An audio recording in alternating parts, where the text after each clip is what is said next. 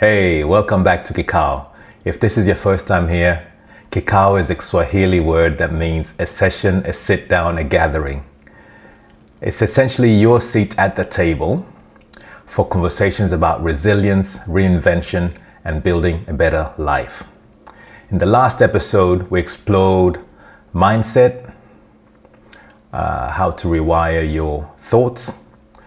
And today we're going to talk about something that is quietly stealing your joy.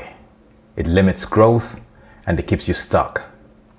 This is the comparison trap. You know that feeling when you're scrolling through Instagram and you suddenly think, everyone is ahead of me. You almost feel insignificant. They've got the career, they've got the relationship, they've got the body, they've got the car. And in that moment, your own life feels smaller. I've been there too. The dreaded comparison trap. I'm Andrew Kirei.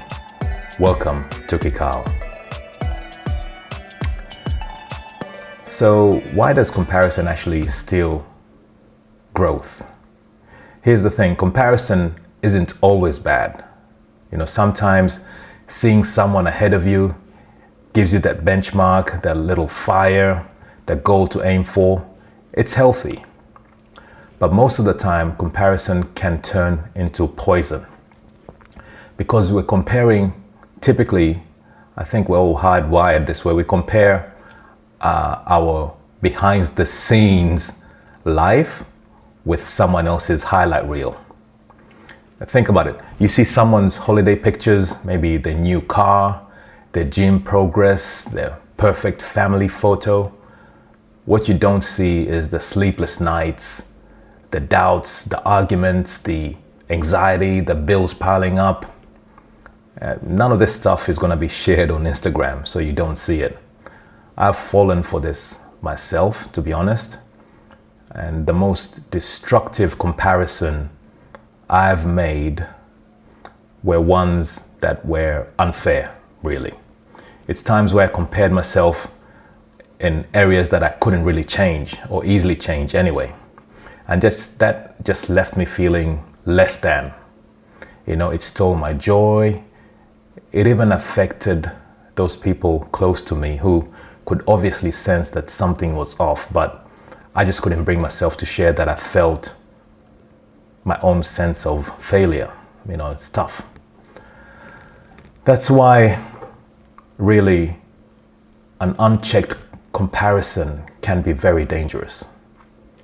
It steals gratitude because instead of noticing what's good in your life, you just fixate on what's missing. It steals growth, and instead of running your own race, you're chasing someone else's. So why does comparison actually hold us back? The real problem is when you're stuck comparing, you stop asking, am I better than yesterday? And instead you ask, am I better than them? This is a really dangerous swap because you can, obviously, if you think about it, you can control your own progress, but you can never control someone else's progress. Comparison, therefore, usually leads to two things. Envy, which is essentially resenting people who are ahead of you, and pride, which is looking down on people who are not. Neither of these are actually going to help you grow. I'll share with you that I've had seasons where comparison ate me alive. It left me questioning if I was enough. And what I've learned is it's not just me. Everyone deals with this. You, me, even the people you're comparing yourselves against. This is called the social comparison theory in psychology. We're all hardwired to do it, but just because it's natural doesn't mean it has to control us. So let's look at practical shifts that will help us break free of this trap. Let's look at 4 simple shifts that have helped me, and maybe they'll help you too. The first one is turn envy into inspiration. My dear mom always used to say to me, if someone else can do it, so can you. So next time you see someone with their lifestyle, their career, the fitness that you admire, don't sink into envy. Ask instead, what can I learn from them? Their success can be proof to you that it's possible. Number 2, limit your scroll.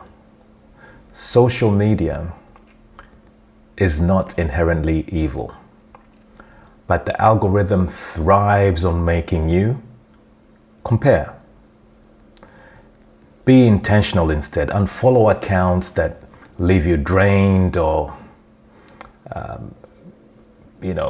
feeling less than, and follow people who actually inspire you. And remember, half the time, the ones who are, aggressively showing off online are ones who are hiding their own insecurities. And number 3 is measure progress against yourself. Tonight before bed, I want you to try something really simple.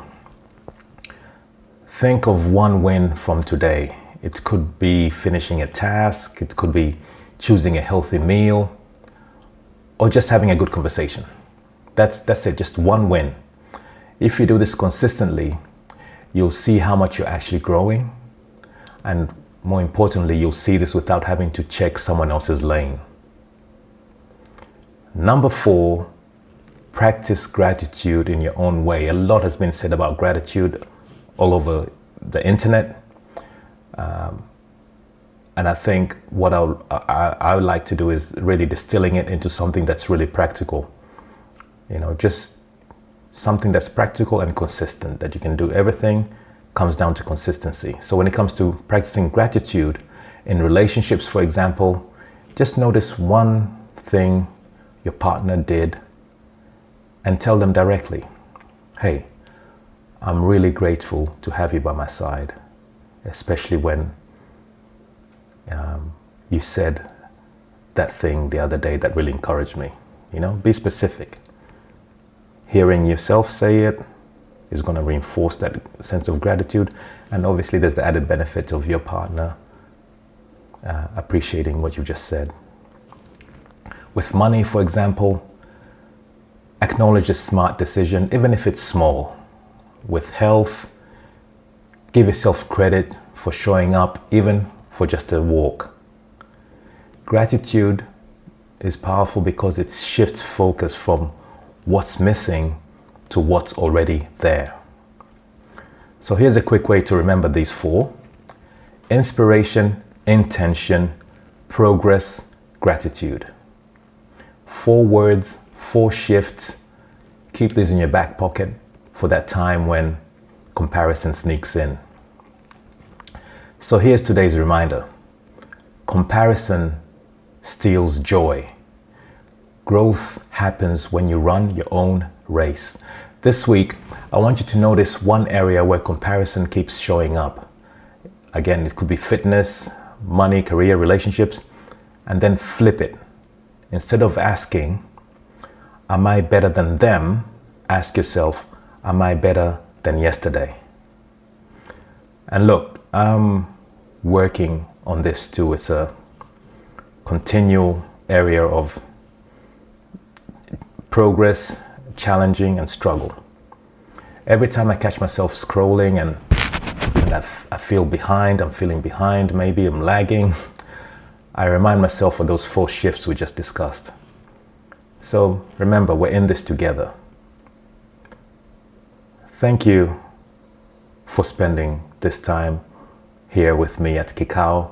You could be doing other things online, listening to other conversations, but you chose to be here, and I really appreciate you.